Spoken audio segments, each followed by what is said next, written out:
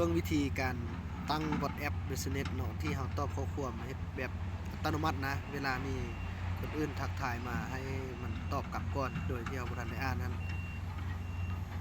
ไปอันนั้นก่อนเด้อให้ไปตัว Play Store แล้วก็ค้นหา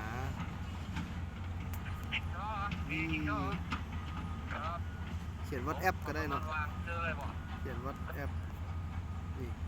ตัวน่ะ WhatsApp Business ตัวนี้เด้อโหลดแอปตัวนี้เข้ามาเนาะ WhatsApp Business ตัวนี้ค่อยติดตั้งแล้วเลยมีแต่เปิดขึ้นมาเลยเนาะเปิดเลยเนาะเปิดขึ้นมาปุ๊บแล้วเฮาก็มาตัวบน3จำทั้งเทิงนี่แหละเบื้องขวา3จำทั้งเทิงนี่ให้หลังจากนั้นให้เฮาไปที่เครื่องมือธุรกิจนี้ไปเครื่องมือธุรกิจแล้วก็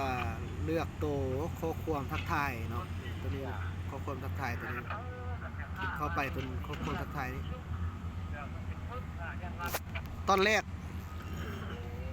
รกที่เฮายังบ่ทันได้ตั้งนั้นมันจะปิดเดี๋ยวนี้อยู่เนาะให้เฮาไปเปิดตัวนี้เนาะไปเปิดตัวนี้ปุ๊บหลังจากเปิดตัวนี้แล้วให้เฮามาตัวที่มันเป็นบิ๊กนี้บิ๊ก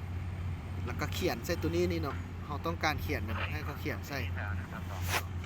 เรียกว่าเฮาสิเขียนข้อความภาษาไทยก็ได้ภาษาลาวก็ได้ภาษาอังกฤษก็ได้เอาแต่ผู้มักเขียนเนาะสิเขียนได้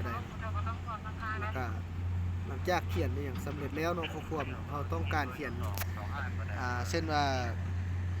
เดี๋ยวค่อยเวลาว่างอีหยังแล้วค่อยจึงสิโทรกลับเด้อหรือว่าค่อยทันแล้วค่อยสิโทรกลับตอนนี้ยังคาเวียกบ่อีหยังส่วนแล้วแต่เนาะแล้วเราก็เฮ็ดตกลงคลิกตกลงเนาะ